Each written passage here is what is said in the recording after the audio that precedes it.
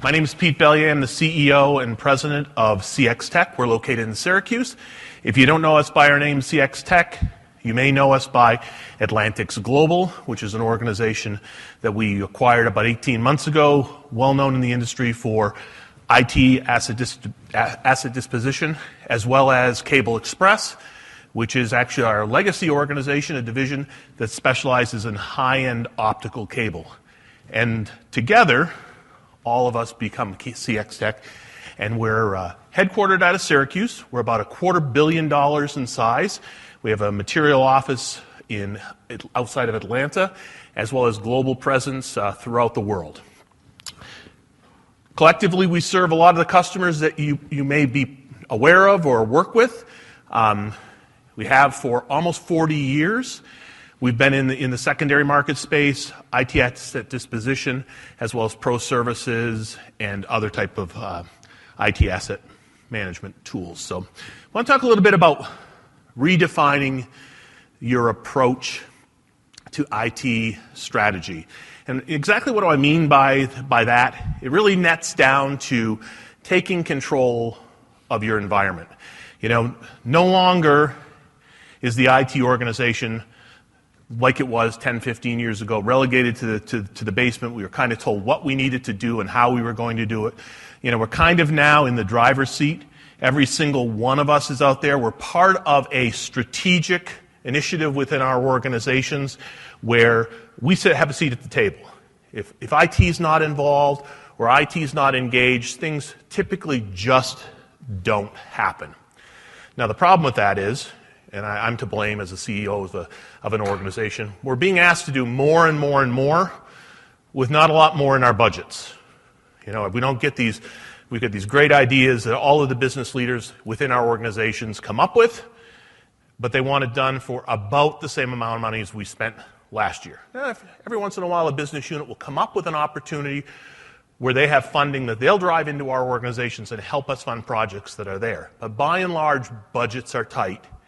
And as the OEMs continue to move to a strategy where we're on a subscription basis, we have to pay maintenance on our software, we have to spend all of our money, we find ourselves in a situation where we're spending a lot of money on tactical things just to keep the lights on, and we're really, really limited in our ability to invest in the critical business-driving things that we need to do from a strategic position. So I want to talk a little bit about how do you redefine that approach. And we kind of look at redefining IT strategy from our organization as kind of a holistic life cycle. First of all, we need to be looking at our infrastructure. What are we building? How are we building it? What's our approach to building it?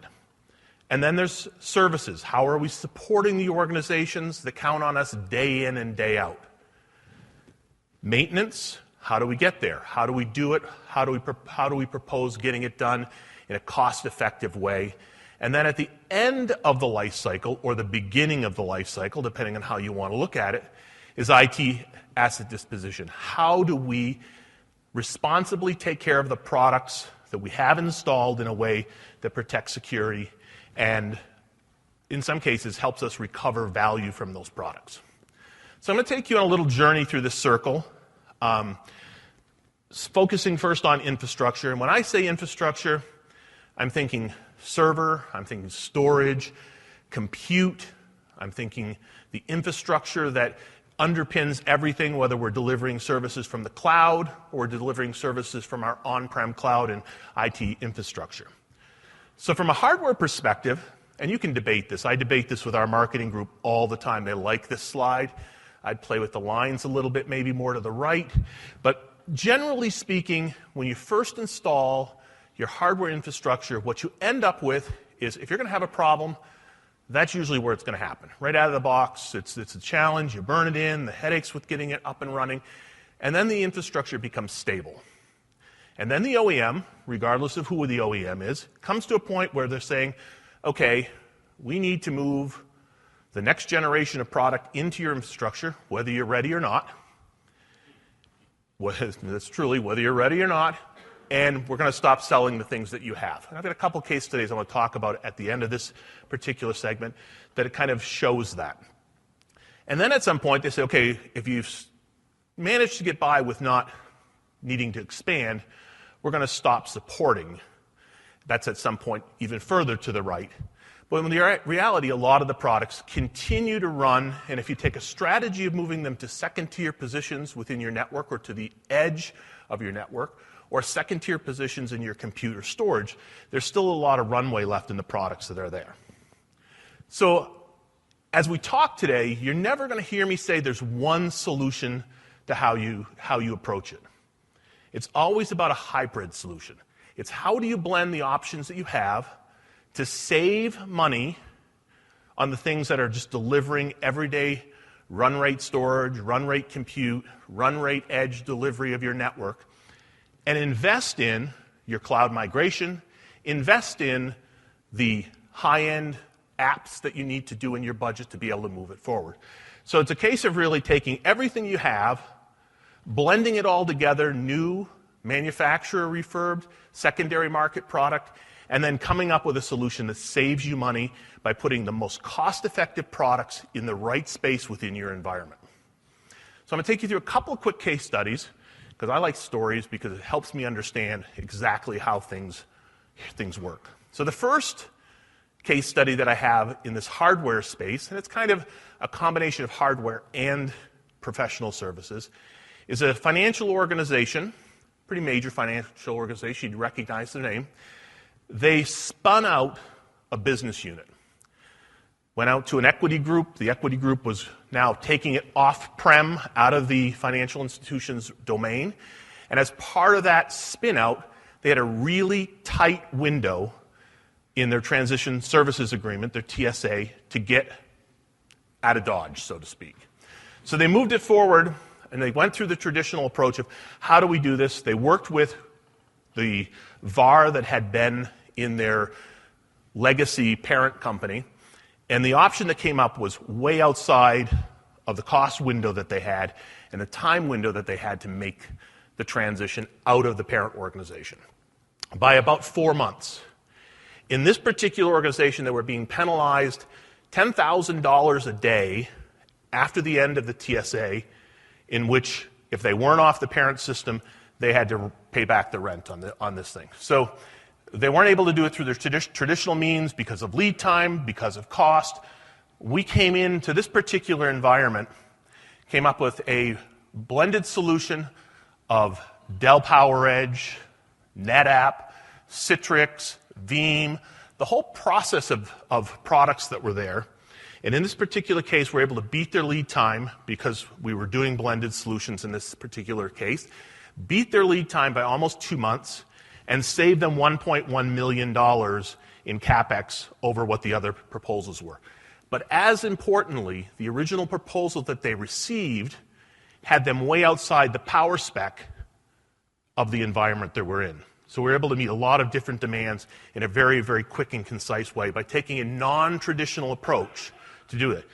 They didn't sacrifice compute, they didn't sacrifice their network, they didn't sacrifice the storage, because we were able to use second-tier products in second-tier applications for legacy information that they needed to store.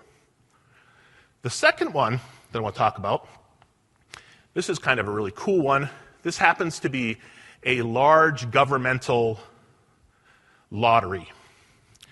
And in this particular case, they had a strategic plan for a very, very major network migration. And anybody who's in the networking space here can appreciate this. Huge application rollout, brand new lottery system. They were on a 6509 chassis platform. They were moving to a much more up-to-date, I'm not going to say the vendor, different network infrastructure. But what happened is to roll this particular hardware deployment out, they were going to be required to invest about $1.5 million just to get this app online for 9 months until the next hardware generation came online in their strategic plan forward.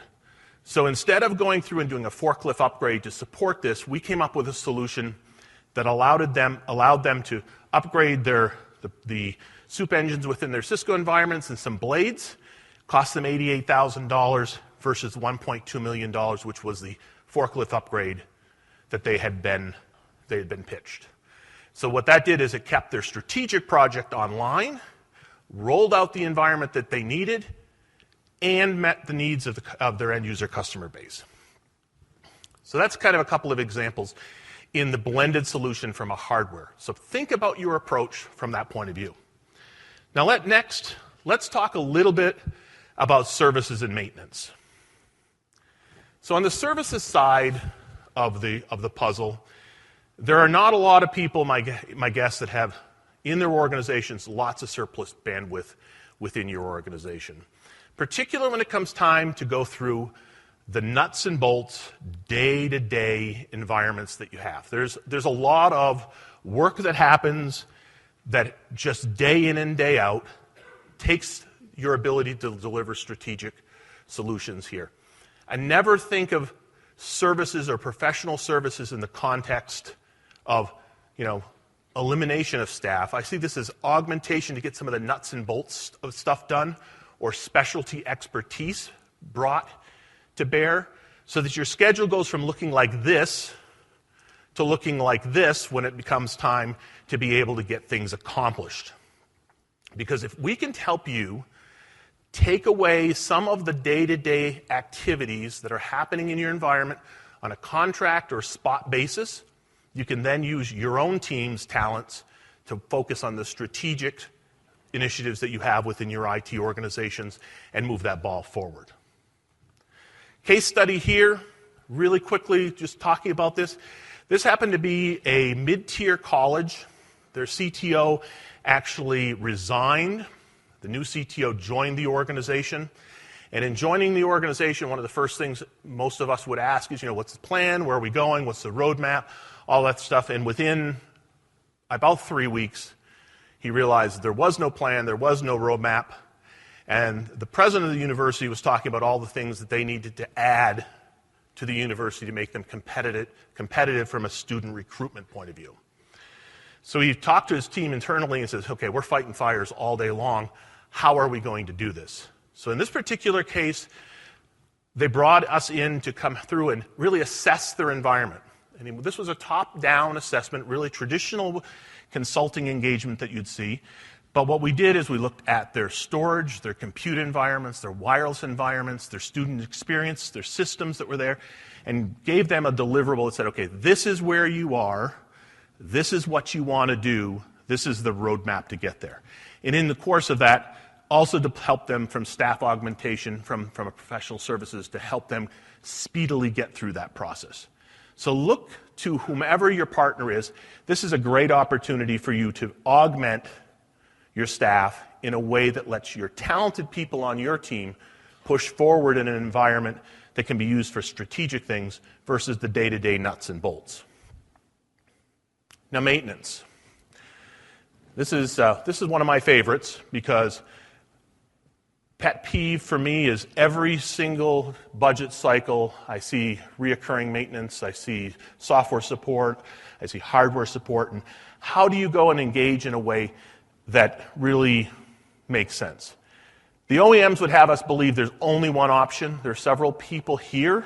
Gartner has supported this from a research point of view. There's lots and lots of ways to go about sweating your assets, to go about supporting your assets in a way that doesn't compromise your security or your environment and really allows you to maximize your return on investment from a third-party maintenance perspective.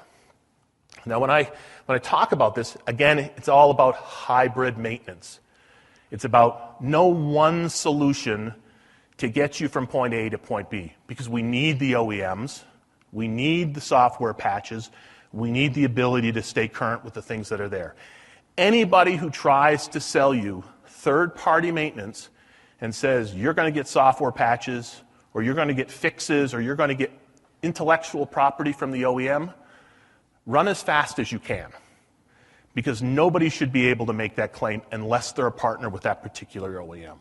That said, there are strategic ways that you can still sweat and support those assets in a way that makes really good sense from a business perspective. So look at your OEM support for your collaboration, your video, security, your application foundations, all of those things that really need to be kept current and move forward. Hybrid maintenance then goes through a blend of that with the third-party maintenance, and in some cases, sparing, which is product on site that when something dies, you just replace it versus having it there. There are lots of solutions into that space. And when you blend it together, you can receive significant cost benefits to your organization. Again, freeing up the cash to be able to do things that help your P&L, help your business units, and help you drive forward in your environment. So it's cost savings, it's methodology and flexibility, because when you're working with a third-party maintenance provider, most of the credible maintenance providers have great portals, have great systems that will allow you to not only handle the things that you're covering in their third-party maintenance environments. Many of us have solutions that also track your other contracts. So you have one place to go in order to manage that type of environment. And most importantly, it does let you sweat out those longer-in-the-tooth assets that are just sitting there spinning and holding data that's not mission critical. It's really, in the IT maintenance space, it's about independence. It's about choosing what you want to do and how you want to do it versus how you're told to do it. So, case study here. This is a pretty interesting case study in that this is a multinational organization. It's a server storage case study. We worked with this customer over the course of about 6 months to bring this online. This is an oil and gas organization. They have assets just about every place you can think of that has oil or has a refinery. And they were in an environment where everything was on OEM maintenance. Every server, every disk drive, every PC, you name it, it was on OEM maintenance on a 4-hour response. It is absolutely impossible to replace a server on an oil rig in 4 hours, no matter what. Just impossible. You couldn't charter the helicopter fast enough to get it there. But so we worked with these guys. We talked through their needs. We worked through the model. What should be spared? What should be on 4-hour response? What should be on OEM maintenance? And put together a comprehensive proposal over that course of that 6 months that saved them $1.8 million every single year. It's a 3-year contract for these guys.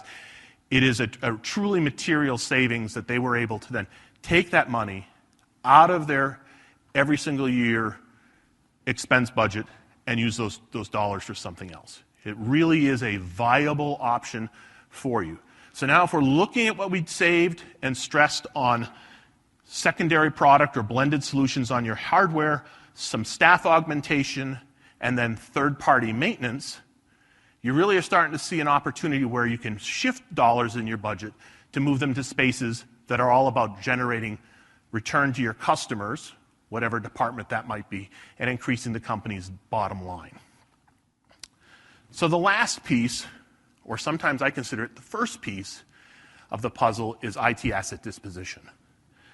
This is all about taking assets that come out of your organization that in some cases become downstream the product that goes into somebody from a secondary market space. And you're thinking, okay, there's no way that this can happen.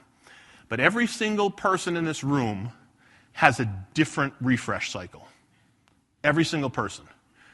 From the hyperscale players that are in the market that are turning compute and storage on a 6 or 9 month window, all the way down to some of the mid-tier higher education facilities that will sweat that asset until the disk drives almost don't spin anymore.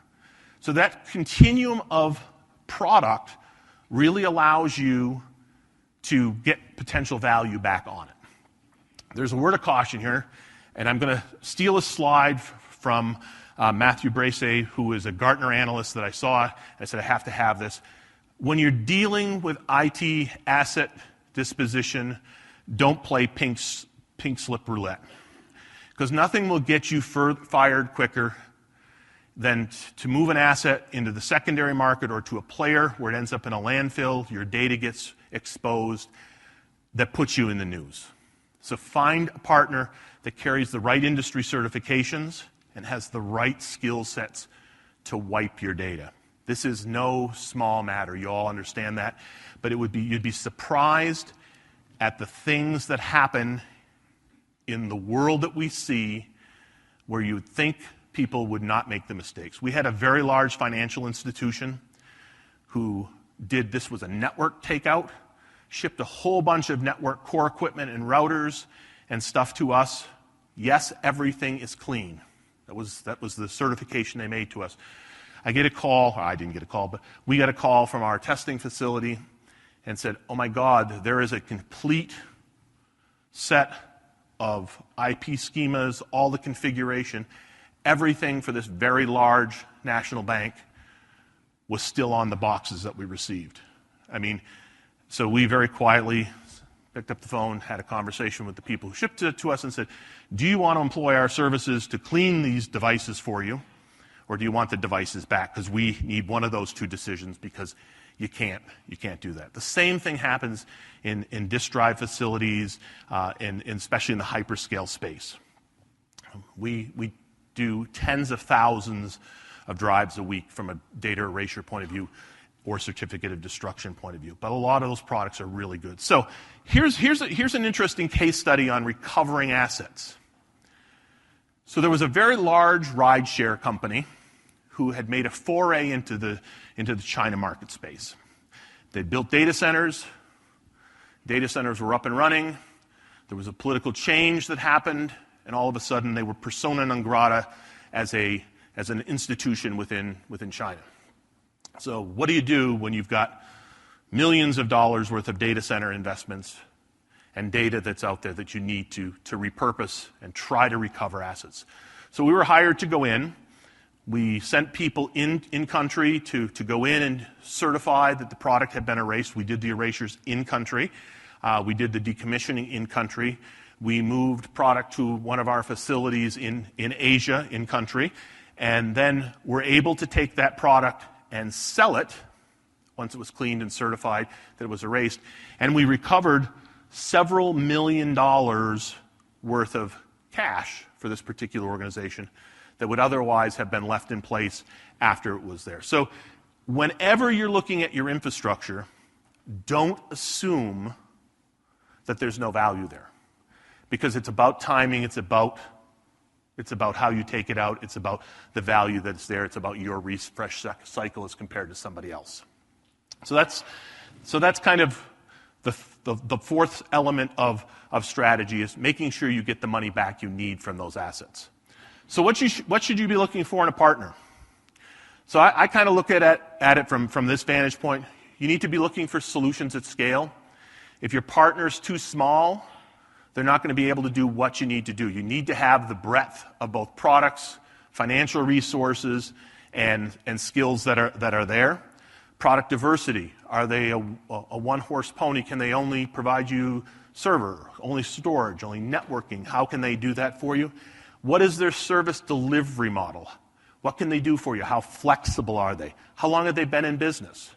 They don't necessarily have to be 40 years in business, which we are, but you want somebody whose website wasn't created in the last 12 months or 18 months. You want somebody who's got the financial wherewithal to be able to bring that together. They have to be able to support you with inventory, whether it's third-party maintenance or secondary market product or even some of the professional services developments that you have. Can they deliver because they have the product in stock or in inventory, or are they going to the dealer-broker market and try to make a market in it? We see this all the time in our business because we're a big player in the space. We'll be working on a deal, and all of a sudden we'll have 5 or 6 other dealer brokers come to us and say, hey, do you have XXXX? And we say, yeah, we know. I mean, we've seen this deal before, but we've been there. It's remarkable how small the industry is. So it's really about finding somebody who can deliver what you need, when you need it, in a safe and secure way, because saving money is only good if you don't put your job at risk while you're doing it, and you don't put your company's reputation at risk while you're doing it.